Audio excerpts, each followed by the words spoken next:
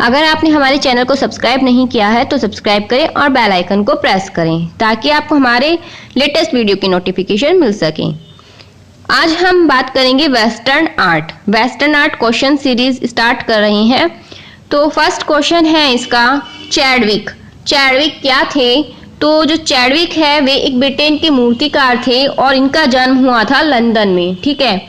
और इन्होंने वास्तुकला का अध्ययन किया। स्टार्टिंग में इन्होंने किसका अध्ययन किया? वास्तुकला का अध्ययन किया। और इन्होंने 1947 में मोबाइल और अमूर्त मूर्तियों का निर्माण किया, ठीक है। तो चैडविक क्या थे? चैडविक ब्रिटेन के मूर्तिकार थे, लंदन के रहने वाले थे, ठीक है। आगे देखते हैं। नेक्स्ट क्वेश्चन है क्वेश्चन नंबर 2, न्यूयॉर्क। न्यूयॉर्क 1913 में आयोजित आर्मरी शो नामक प्रदर्शनी का आयोजन किसने किया था? ठीक है, ये आर्मरी शो प्रदर्शनी है, इसका आयोजन किसने किया था? तो इसका आयोजन जो किया था बोल्ट कोहोन और आर्थर डेविस, ठीक है, इन दोनों ने मिलकर इसका आयोजन किया था। तो जो यह प्रदर्शनी थी 1913 ईस्वी में न्यूयॉर्क के 69वीं रेजिमेंट के शस्त्रागार में इंटरनेशनल एक्सपोजिशन ऑफ आर्ट प्रदर्शनी आयोजित की गई थी और यही प्रदर्शनी आर्मरी शो के नाम से विख्यात है, ठीक है। तो कहाँ की गई थी ये? इंटरनेशनल एक्सपोजिशन ऑफ आर्ट, ठीक है, रेजिमेंट के शस्त्रागार में। Next question, question number 3, night death and the devil किसकी कृति है? तो night death and the devil Albert Durer है, इनकी कृति है। ये गुटेनबर्ग जर्मन के रहने वाले हैं, ठीक है। तो इनकी जो कृति कौन कौन सी है और भी हैं, द नाइट एंड डेथ ये हो गई, Saint Jerome in his study the crucified Christ ये सम्मिलित हैं इसमें, ठीक है। और जो ड्यूरर है इन्होंने चित्रों के साथ साथ नक्काशियों का भी, आकाश चित्रों को भी इन्होंने बनाया है, ठीक। नेक्स्ट देखते हैं। नेक्स्ट क्वेश्चन है क्वेश्चन नंबर 4, हेनरी मातिस कैसे कलाकार हैं? तो जो हेनरी मातिस हैं ये प्रसिद्ध फाववादी कलाकार थे और इनका जन्म जो हुआ था 1869 में ला कातो में हुआ था, ठीक है। 1869 में ला कातो में हुआ था। और ऑस्ट्रेलियन चित्रकार जॉन रसेल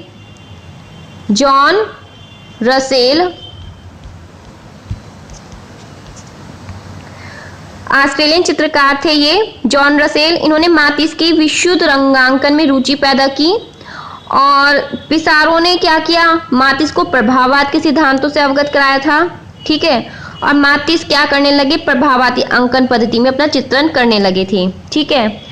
मातिस की गुलाम शीर्षक की मूर्ति, एक मूर्ति है जिसका नाम क्या है? गुलाम, ठीक है। गुलाम शीर्षक की मूर्ति, रोदन की मूर्ति, चलता हुआ आदमी में काफी समानता है, ठीक है। मातिस की तो गुलाम है और रोदन की कौन सी है? रोदन की मूर्ति है चलता हुआ आदमी, ठीक है, चलता हुआ आदमी।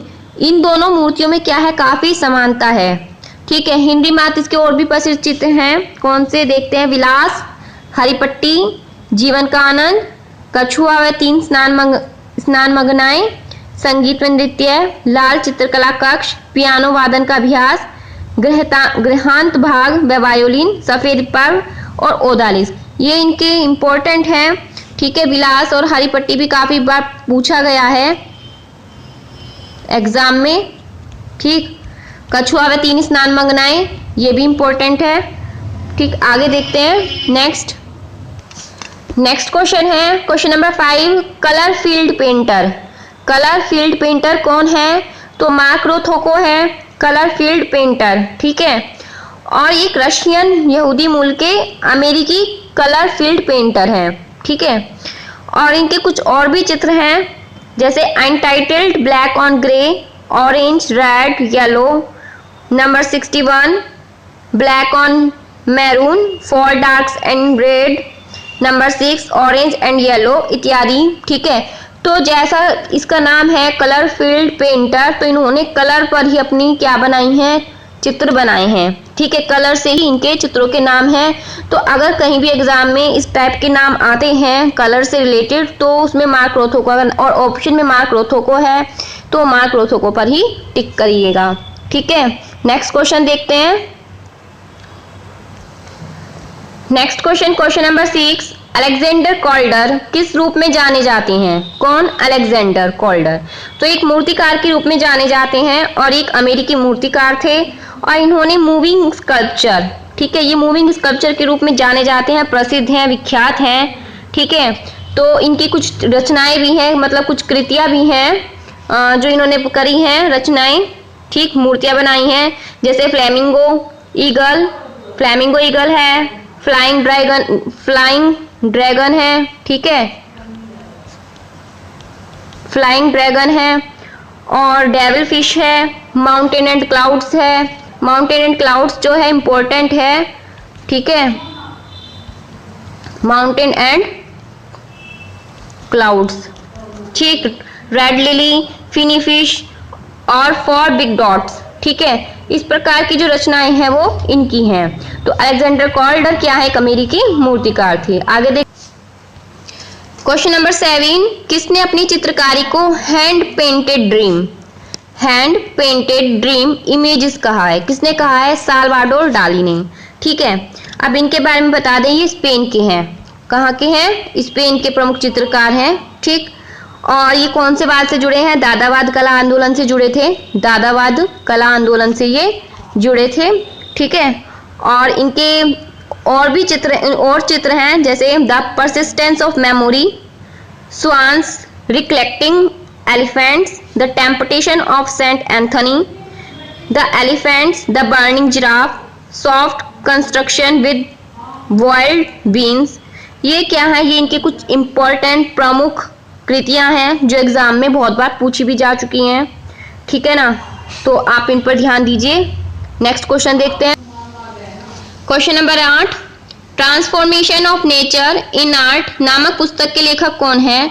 तो जो transformation of nature in art पुस्तक है, इसके लेखक आनंद कुमार स्वामी ये है।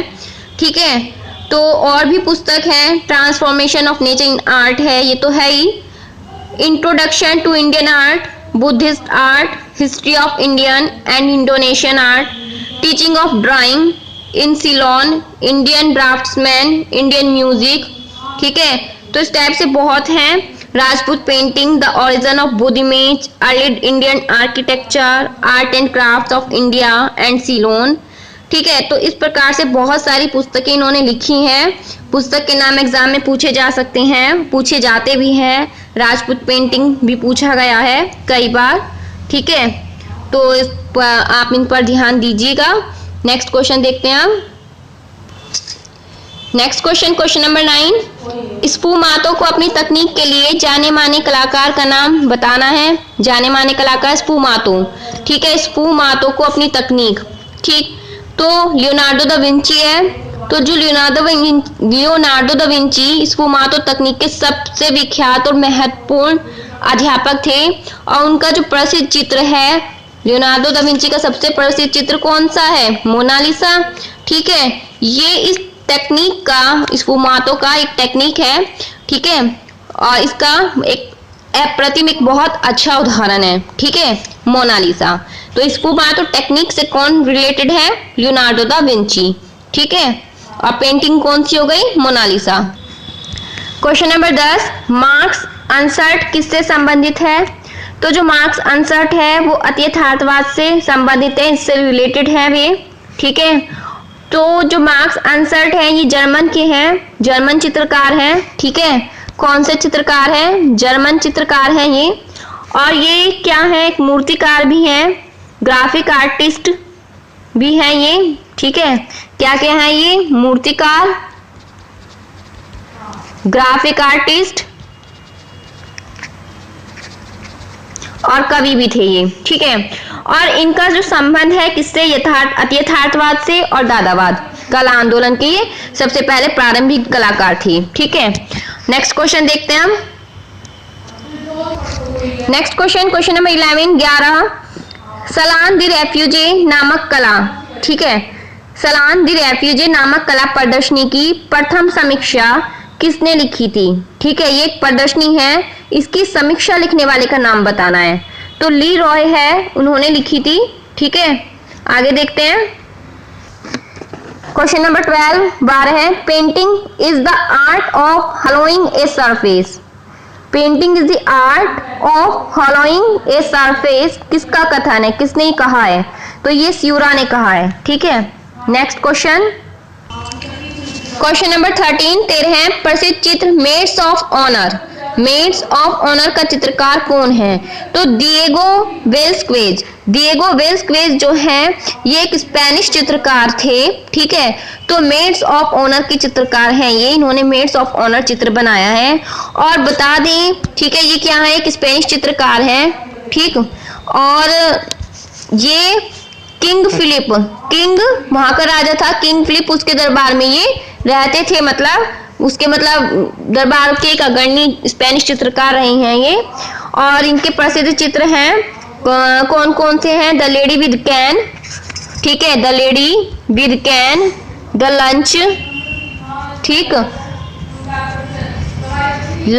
द लंच है ये, ठीक, और the water seller of Seville, the surrender of Breda, Infanta Margarita Teresa in blue dress, portrait of Innocent X, Mars resting, old women frying eggs, temptation of Saint Thomas, Christ in the house of Martha and Mary, और maids of honour.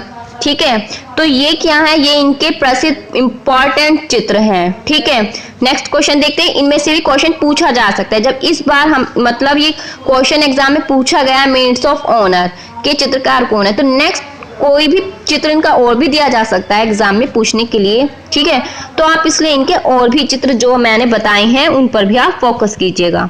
आगे देखते हैं। Question number 14 प्रसिद्ध पुस्तक कौन सी है? Critique of judgement. Critique of judgement, इसके लेखक कौन है? तो इसके लेखक जो है इमैनुअल कांट है। तो ये इसके लेखक हैं। जो इमैनुअल कांट है वो जर्मन वैज्ञानिक भी हैं और नीति शास्त्र भी हैं और दार्शनिक भी थे। ठीक है, तो इनका एक वैज्ञानिक मत था। क्या मत था? कांट लाप्लास परिकल्पना, हाइपोथेसिस के नाम से विख्यात है।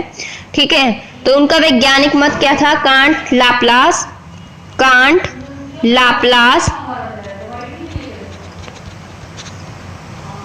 परिकल्पना।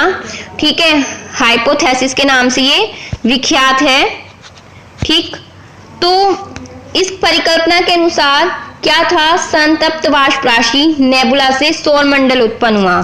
किससे उत्पन्न हुआ? संतप्त वाष्प राशि नेबुला से सौरमंडल। तो क्वेश्चन बन सकता है एग्जाम में कि सौरमंडल किसकी परिकल्पना से उत्पन्न हुआ, मतलब किसकी परिकल्पना के अनुसार संतप्त वाष्प राशि नेबुला से सौरमंडल उत्पन्न हुआ।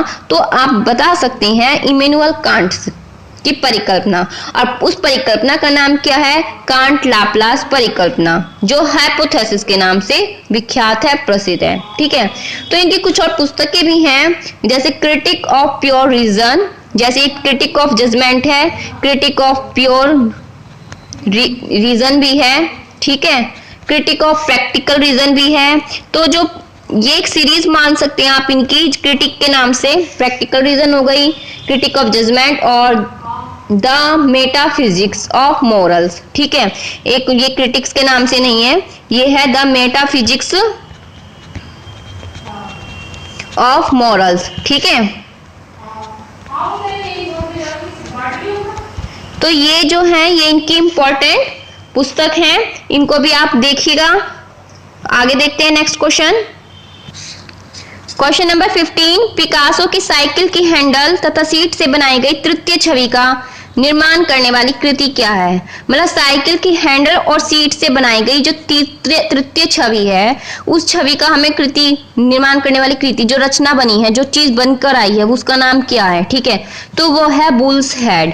ठीक है, तो जो साइकिल की हैंडल तथा सीट से बनाई गई तृतीय छवि का निर्माण करने वाली पिकासो द्वारा निर्मित बुल्स हेड ललित कला की, कौन सी कला की? ललित कला की एक महत्वपूर्ण कृति है, क्योंकि यह मूर्ति है ये उत्कीर्ण तथा मॉडलिंग की पारंपरिक मूर्ति कलात्मक विधि के विरुद्ध एक प्रतिक्रिया है। ठीक है, ठीक है, तो ये बुल्स हेड क्या है? बुल्स हेड एक मूर्ति है। ठीक है, तो फ्रेंड्स ये हमारे 15 क्वेश्चंस थे, आप इनको ध्यान से सुनिएगा। इसमें हमने और भी आपको उनके चित्र बताए हैं, आप उन पर भी फोकस कीजिएगा, क्योंकि एग्जाम में अगर इस बार ये वाला क्वेश्चंस पूछा गया है, उसकी वो रचना पूछी गई है कि उसने क्या बनाया था, ये चित्र किसका है, तो नेक्स्ट में से उसमें से भी पूछा जा सकता है उसकी और रचना, उसका और चित्र कोई भी या मूर्ति कोई भी। ठीक है, तो आप सभी मूर्ति और चित्रों पर फोकस कीजिएगा। और अगर आपको हमारे वीडियो अच्छा लगा, वीडियो को लाइक कीजिए, शेयर कीजिए, सब्सक्राइब कीजिए और हमारे टेलीग्राम ग्रुप से भी जुड़े रहिए। Thank you very much.